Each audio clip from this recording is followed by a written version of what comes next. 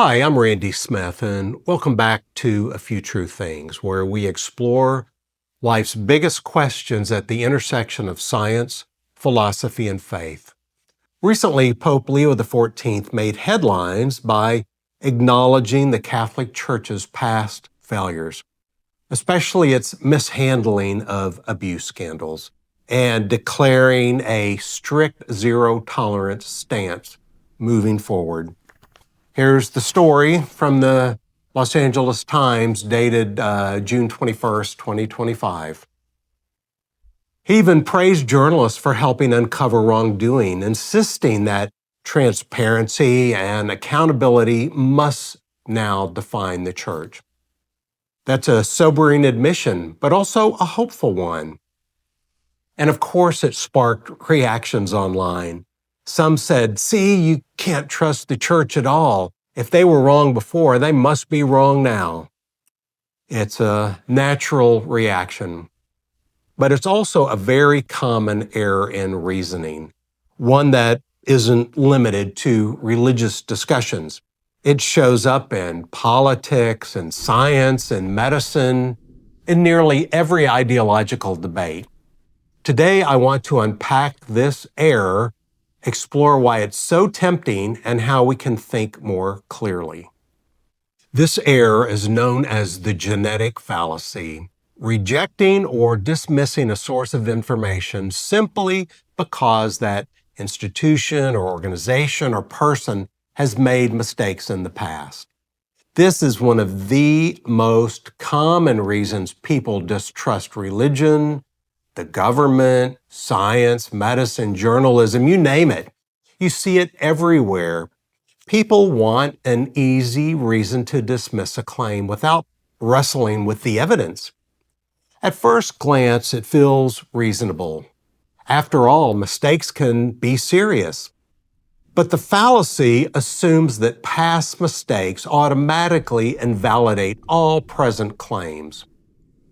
That logic just doesn't hold. It would mean no one could ever regain credibility, no matter how much evidence, expertise, or reform they brought forward. As I said, we see this genetic fallacy everywhere. In science, you hear, we can't trust science. They once thought the earth was flat. But that's exactly what makes science trustworthy. It corrects itself. That's why we now fly in airplanes and use smartphones. In medicine, you hear, well, doctors once prescribed cigarettes and misunderstood germs. But if we dismissed medicine entirely, we'd lose antibiotics, vaccines, and surgeries that save millions of lives every year.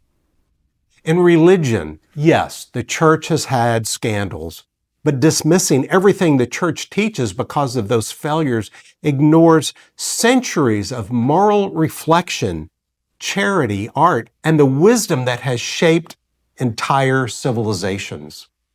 Across every spectrum, political, ideological, and religious, the temptation to dismiss everything because of past mistakes is real. But it's not rational. So what's a better way? First, focus on the quality and the quantity of evidence supporting the claim.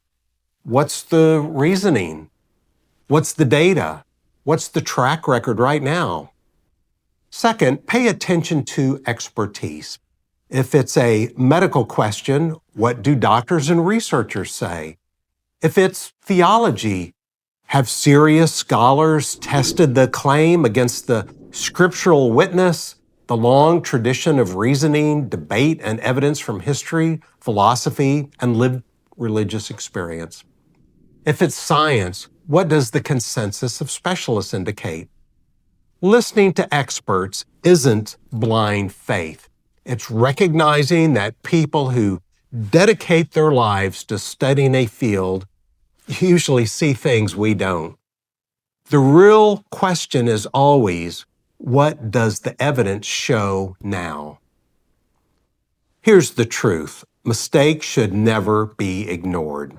They should be acknowledged, learned from, and corrected. But the right question is, what does the evidence show today? Institutions, like individuals, can grow, learn, and improve. In fact, when leaders like Pope Leo XIV admit error and embrace reform, that honestly can make them more trustworthy, not less. This is true in politics and science, in medicine, and in religion. Learning from mistakes is part of real progress. So the next time you hear someone say, "We can't trust that institution because they messed up before," recognize it for what it is, the genetic fallacy. Every person, every organization, every institution has made mistakes. If we dismiss them all, we cut ourselves off from learning truth and progress. If we just use blanket cynicism to dismiss huge parts of society and knowledge, it prevents us from engaging with reality as it is. This approach I'm proposing is humble and thoughtful. So, to avoid mistakes in reasoning, consider this example. If someone says, "That can't be true because," and you fill in the blank, the church, the government, scientists, doctors, a business, a particular news channel said it, and they have been wrong before, this is an instance of the genetic fallacy, rejecting a claim solely because of its source rather than evaluating the claim on its own merits. This reasoning is clearly defective. By contrast, if someone says, "That's false because the evidence contradicts it," that is not the genetic fallacy. Here the claim is being judged on the basis of the evidence, and that is perfectly valid reasoning. Thanks for watching my channel, A Few True Things. If you found this helpful, please like the video, subscribe, and share it with a friend who enjoys thinking carefully about big questions. And always keep asking good questions.